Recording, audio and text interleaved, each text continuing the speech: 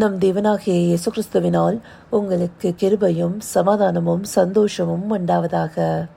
இன்றைக்கு நாம் எச்சரிக்கையாக இருக்க வேண்டிய காரியத்தை குறித்து பார்க்க போகிறோம். அதற்குரிய வேத பகுதி மத்தேயு 24வது அதிகாரம் வசனம் 6. Matthew chapter 24 verse 6. யுத்தங்களையும் யுத்தங்களின் செய்திகளையும் கேள்விப்படுவீர்கள். கலங்காதபடி எச்சரிக்கையாயிருங்கள். இவைகளெல்லாம் சம்பவிக்க வேண்டியதே, ஆனாலும் முடிவு உடனே வராது.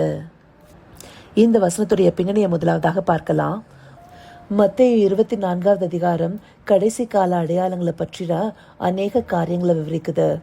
இது ஆண்டவராகிய இயேசு கிறிஸ்துவினால அவருடைய சீஷர்கள் கேட்ட கேள்விக்கு பிரதியுத்தரமாக சொல்லப்பட்டதா இருக்கு. அவங்க என்ன கேள்வி கேட்குறாங்க? உம்முடைய வருகைக்கும் உலகத்தின் முடிவுக்கும் அடையாளம் என்ன, எங்களுக்கு சொல்ல வேண்டும்னு சொல்லி கேட்குறாங்க. அப்படி அவங்க கேட்ட கேள்விக்கு சொல்லப்பட்ட அடையாளங்கள்ல குறிப்பாக சொல்லப்பட்ட ஒன்றாகவே நாம பார்த்த பிரதான வசனம் இருக்கு.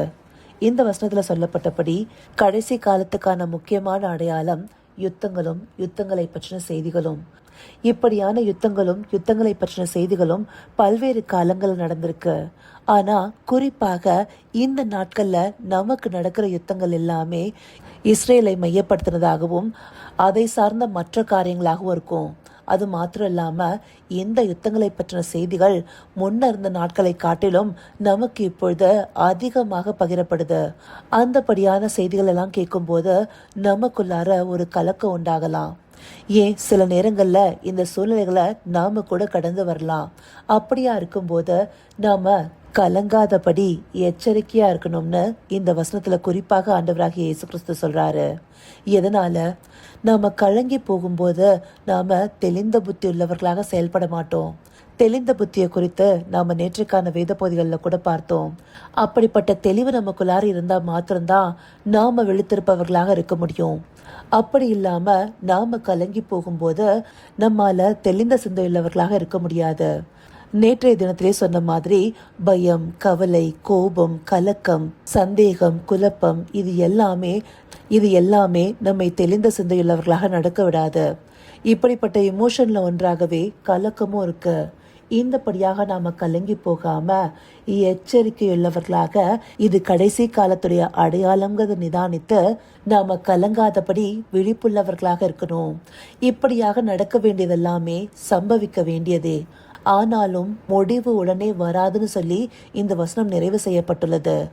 இப்படியான யுத்த அடையாளங்கள் நம்முடைய கண்களுக்கு முன்பாக நடக்கும்போது நாம் அதை கண்டு கலங்கி போகாம எச்சரிக்கையோடு தேவனுடைய வருகைக்கு ஆயத்தமுள்ளவர்களாக மாறணும்.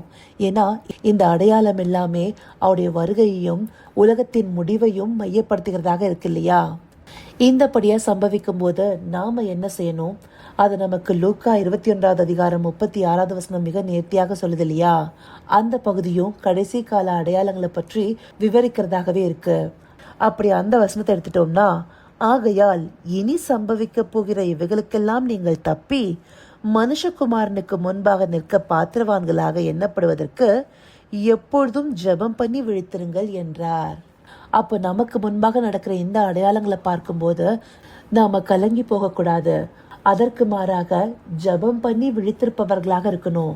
இப்படியான காரியங்களை பார்க்கும்போது நம்ம அறியாமலே நமக்குள்ளார ஒரு கலக்கம் உண்டாகலாம். அப்போ நமக்கு நாமே நினைவூட்ட வேண்டியது இது கடைசி காலத்துல நடக்க வேண்டியதே. இந்த நேரத்துல நாம இன்னும் ஜெபம் பண்ணி விழித்திருப்பவர்களாக இருக்கணும், இன்னும் துரிதமாக ஆயத்தப்படணுங்கிறதே. இந்தபடியான காரியங்கள் எல்லாமே ஒரு ஆரம்பமாகவே இருக்கு. அதனாலதான் இதற்கு அடுத்தபடியா ஜனத்துக்கு விரோதமா ஜனமும் ராஜ்யத்துக்கு விரோதமா ராஜ்யமும் எழும்பும், பஞ்சங்களும் கொள்ளை நோய்களும் பூமி அதிர்ச்சிகளும் பல இடங்கள்ல உண்டாகும். இவைகள் எல்லாம் வேதனைகளுக்கு ஆரம்பம்னு சொல்லப்பட்டிருக்கு. இந்த ஆரம்ப கால அடையாளங்கள் இந்த உலகத்தாருக்கு கலக்கம் உண்டாக்குகிற விஷயமாகவும் இல்ல ஒரு சாதாரணமான நிகழ்வாகவும் தெரியலாம். ஆனா தேவ பிள்ளைகளாகிய நமக்கோ இது ஆயத்தப்பட வேண்டிய சமயம், ஜபம் பண்ணி விழித்திருக்க வேண்டிய சமயம்ங்கிறது புரியணும். அப்படியாக இந்தபடியான காரியங்கள் நமக்கு முன்பாக சம்பவிக்கும் போது நாம கலங்காதபடி எச்சரிக்கையாயிருந்த தேவனை நோக்கி பார்த்து ஜபம் பண்ணி விழித்திருப்பவர்களாக இருக்கணுங்கிறதுக்காகவே இந்த பகுதிகள் நமக்கு காண்பிக்கப்பட்டிருக்கு. இதை உணர்வுள்ள இருதயத்தோடு பார்த்து நமக்கு முன்பாக நடக்கிற அடையாளங்களை கண்டு கலங்காதபடி எச்சரிக்கையாயிருந்து ஜெபம் பண்ணி விழித்திருக்க அவரை நோக்கி பார்ப்போமா? கர்த்தாவே, தேவாதி தேவனே, உமக்கே இந்த வேளையில நன்றி செலுத்துகிறோம் ராஜா. அப்பா, கடைசி கால அடையாளங்கள் எங்கள் கண்களுக்கு முன்பாக துவங்குகிறத கண்டு நாங்கள் ஒரு நாளும் கலங்காதபடி எச்சரிக்கையா இருக்கணுங்கிறத இந்த பகுதிகள் மூலமா எங்களுக்கு காண்பிச்சிருக்கீங்க தகப்பனே. கலங்கி போகும்போது தெளிந்த சிந்தை இல்லாம விழித்திருக்க முடியாதுங்கிறத நாங்க அறிந்து கொண்டு செயல்பட தேவரீர் எங்களுக்கு ஞானத்தை தந்துடலுங்கப்பா.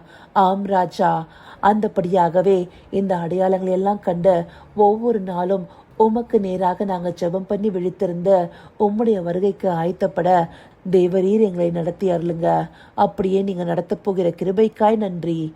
சகலவித துதி, மகிமை, கனம் யாவும் ஒருவருக்கே செலுத்துகிறோம். இயேசு கிறிஸ்துவின் மூலமாய் வேண்டிக் கொள்கிறேன் பிதாவே.